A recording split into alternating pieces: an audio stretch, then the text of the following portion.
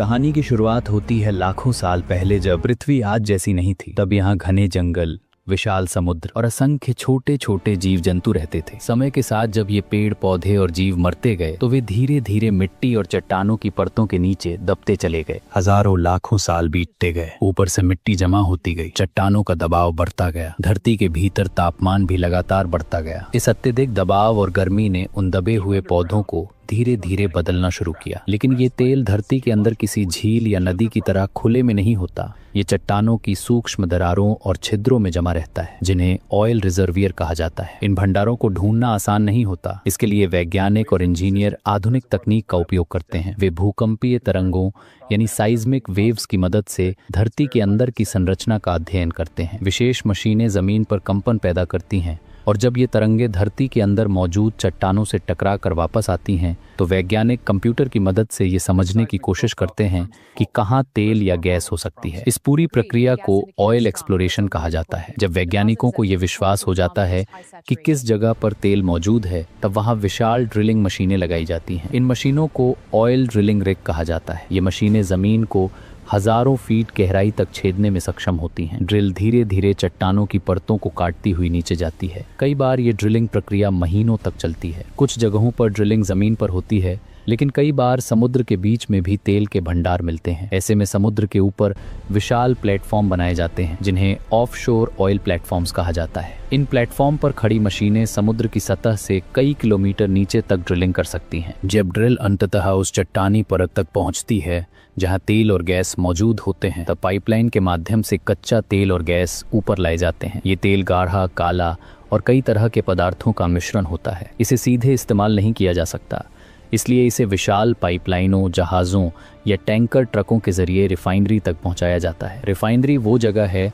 जहां कच्चे तेल को अलग अलग उपयोगी ईंधनों में बदला जाता है। ऑयल रिफाइनरी वास्तव में एक विशाल औद्योगिक शहर की तरह होती है। यहाँ ऊंचे ऊंचे टावर, पाइपों का जाल, बड़ी भट्टियां और भारी मशीनें लगातार काम करती रहती हैं। रिफाइनरी के अंदर कच्चे तेल को सबसे पहले बड़ी भट्टियों में गर्म किया जाता है। तापमान लगभग 350 से 400 डिग्री सेल्सियस तक पहुंच जाता है। इतनी गर्मी में कच्चा तेल धीरे धीरे वाष्प में बदलने लगता है। इस गर्म वाष्प को एक विशाल टॉवर में भेजा जाता है, जिसे फ्रैक्शनल डिस्टिलेशन कॉलम कहा जाता है। ये टॉवर कई मंजिल ऊंचा होता है और इसके अलग अलग हिस्सों में अलग अलग तापमान होता है। हल्की गैसें ऊपर की ओर चली जाती हैं और भारी पदार्थ नीचे की ओर जमा होते हैं। इसी प्रक्रिया के दौरान कच्चे तेल से अलग अलग उत्पाद निकलते हैं, जैसे petrol, diesel, kerosene, jet fuel और एलपीजी गैस। एलपीजी यानी लिक्विफाइड पेट्रोलियम गैस मुख्य रूप से दो गैसों का मिश्रण होती है, प्रोपेन और ब्यूटेन। ये गैसें सामान्य तापमान और दबाव पर गैस के रूप में रहती हैं, लेकिन जब इन्हें उच्च दबाव में रखा जाता है तो ये तरल में बदल जाती हैं। यही कारण है कि एलपीजी को सिलेंडरों में भरकर सुरक्षित रूप से रखा जा सकता है। जब सिलेंडर का वाल्व खोला जाता है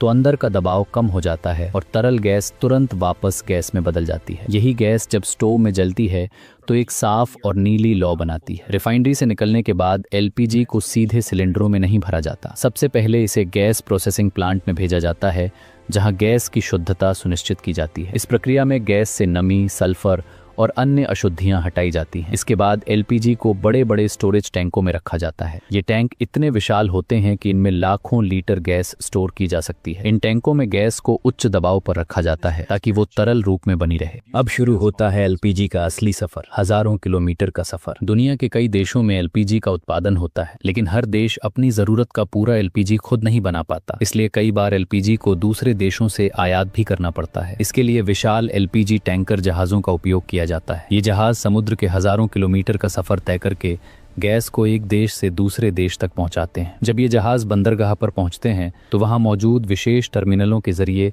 गैस को बड़े स्टोरेज टैंकों में उतारा जाता है। इसके बाद एलपीजी को देश के अलग अलग हिस्सों तक पहुंचाने के लिए रेल टैंकर और टैंकर ट्रकों का उपयोग किया जाता है। ये टैंकर अत्यधिक दबाव सहने के लिए विशेष रूप से बनाए जाते हैं। ट्रक हजारों किलोमीटर का सफर तय करते हुए गैस को विभिन्न शहरों के सिलेंडर फिलिंग प्लांट्स तक पहुंचाते हैं। सिलेंडर फिलिंग प्लांट वो जगह है जहां एलपीजी को सिलेंडरों में भरा जाता है। यहाँ रोज हजारों सिलेंडर आते हैं। सबसे पहले इन खाली सिलेंडरों की सावधानी पूर्वक जांच की जाती है। यदि किसी सिलेंडर में जंग लगी हो, दरार हो या वॉल्व खराब हो तो उसे तुरंत अलग कर दिया जाता है। इसके बाद स्वचालित मशीनों की मदद से सिलेंडरों में गैस भरी जाती है। हर सिलेंडर में एक तय मात्रा में एलपीजी भरी जाती है। भारत में घरेलू सिलेंडर में लगभग 14.2 किलोग्राम गैस भरी जाती है। लेकिन यहाँ एक और महत्वपूर्ण कदम होता है। एलपीजी असल में बिना गंध की गैस होती है। अगर ये कहीं लीक हो जाए तो लोगों को पता ही नहीं चलेगा, जो बहुत खतरनाक हो सकता है। इसलिए सुरक्षा के लिए एलपीजी में एथिल मरकैप्टन नाम का एक विशेष केमिकल मिलाया जाता है। यही केमिकल गैस को तेज बदबू देता है, ताकि अगर गैस लीक हो जाए तो लोग तुरंत पहचान सकें। जब सिलेंडर पूरी तरह भर जाते हैं तो उन्हें ट्रकों में लोड किया जाता है और गैस एजेंसियों तक पहुंचाया जाता है। भारत में इंडियन ऑयल, भारत पेट्रोलियम और हिंदुस्तान पेट्रोलियम जैसी कंपनियां एलपीजी सप्लाई का विशाल नेटवर्क चलाती हैं। देश भर में हजारों गैस एजेंसियां हैं जो लाखों परिवारों तक सिलेंडर पहुंचाती हैं। जब कोई परिवार गैस बुक करता है तो एजेंसी से एक डिलीवरी कर्मचारी सिलेंडर लेकर घर पहुंचता है। वो पुराने खाली सिलेंडर को हटाकर नया भरा हुआ सिलेंडर लगा देता है। इसके बाद जब घर का कोई सदस्य गैस स्टोव जलाता है तो सिलेंडर के अंदर मौजूद तरल एलपीजी गैस में बदलकर जलने लगती है और वही नीली लौ बनती है जिससे खाना पकता है। आज एलपीजी ने दुनिया में खाना बनाने के तरीके को पूरी तरह बदल दिया है। एक समय था जब लोग लकड़ी, कोयला या गोबर के उपलों से खाना बनाते थे। इससे घरों में बहुत धुआं भर जाता था और स्वास्थ्य पर बुरा असर पड़ता था। लेकिन एलपीजी ने रसोई को साफ, सुरक्षित और तेज बना दिया। आज करोड़ों लोग एलपीजी की वजह से धुएं से मुक्त रसोई का आनंद ले रहे हैं। तो अगली बार जब तुम अपनी रसोई में गैस स्टोव जलाओ और वो छोटी सी नीली लौ दिखाई दे तो याद रखना कि उस लौ के पीछे छिपी है लाखों साल की प्रकृति की कहानी। धरती की गहराई से शुरू हुआ एक लंबा सफर, विशाल रिफाइनरियों की तकनीक, हजारों किलोमीटर की सप्लाई चेन और अनगिनत लोगों की मेहनत। यही है एलपीजी की असली कहानी। एक ऐसी कहानी जिसमें विज्ञान, प्रकृति और इंसानी तकनीक मिलकर हमारी रोजमर्रा की जिंदगी को आसान बनाते हैं। तो ये था आज का हमारा एलपीजी कैसे बनती है के ऊपर डॉक्यूमेंट्री वीडियो। आज हमने वीडियो में जो कुछ भी कहा उसके लिए इंटरनेट के ऊपर उपलब्ध जानकारी का इस्तेमाल किया है। ऐसे वीडियो बनाने के लिए बहुत समय, बहुत रिसर्च, बहुत मेहनत लगती है। वीडियो को लाइक कीजिए, चैनल को सब्सक्राइब कीजिए। धन्यवाद दोस्तों।